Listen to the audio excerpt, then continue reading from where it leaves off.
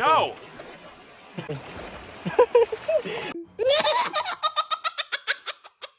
ថ្ងៃនេះបានដៃទប់ទេក៏ឲ្យបែកក្បាលហើយនោះតើតើមើលសកម្មភាពខ្ញុំតអគ្នាថាតើសកម្មភាពនេះសប្បាយយ៉ាងណាត Hello អ្នកទាំងអស់គ្នាមកលេងសមុទ្រទៀតហើយមួយនៅក្រុមការងារអូចាំមើលសកម្មភាពទាំងអស់គ្នាសកម្មភាពសប្បាយខ្លាំងណាស់ អូយលោកគ្រូនាំមកលេងនេះដល់ក៏អាកាសធាតុក្តៅចេះទៅផងនោះស្រួលអីខ្មៅដូចខ្ញុំអញ្ចឹងហ่า តែមិនទេមានក្រុមការងារគាត់មានលាប screen care ឲ្យការពារខ្លួនដែរអញ្ចឹងណាហើយសមុទ្រនៅជាយកន្លែងនេះវាមិនសូវស្អាតប្រហែលទេចាញ់នៅកំពង់សោមយើងដាច់មកឆ្នេរសមុទ្រសម្បូរទៅដោយគ្រោះហើយកំទេចទូលាយ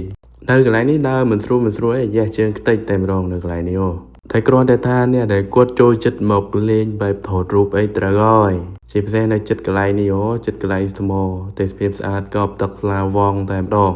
នៅកន្លែងនេះទុកចិត្តអត់បានឃើញទឹកស្អាតពេកទៅអង្គុយតែដងម្នាក់ឯងឈើកណ្ដាលទឹកបន្តិចមើលអស់ប្រមាណរៀលនិយាយត្រង់ចំណុចនេះដួលមែនតើអ្នកទាំងអស់គ្នាអត់មានលេងសើចទេកុំបានតែដៃទប់ទេកុំឲ្យបែកមុខបាត់ហើយដៃក៏ចិត្តចិញ្ចៀមដែរកន្លែងនេះហ៎ហើយក៏អរគុណកាមេរ៉ាមែនដែរដែលថតឲ្យហើយកន្លែងនេះមកអង្គុយតែដងម្នាក់ឯងឃើញទឹកសមុទ្រស្លាវងពេកតែគេឲ្យលេងឯកន្លែងនេះគ្រោះថ្នាក់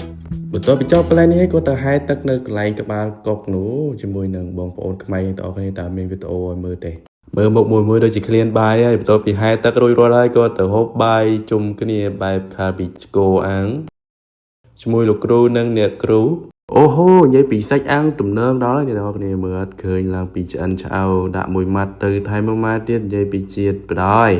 តែរសជាតិសាច់គោអាំងនៅកន្លែងនេះបែបរសជាតិផ្អែមពេកតែទទួលយករសជាតិបានឆ្ងាញ់បងនោះឆ្ងល់តែពេលហ្នឹងថតអីថតមែនវ៉េ ឥឡូវចូលមកចំការផ្លែឈើម្ដងហូបអីរួចរាល់អស់ហើយលោកគ្រូក៏គាត់នាំមកលេងចំការប៉ម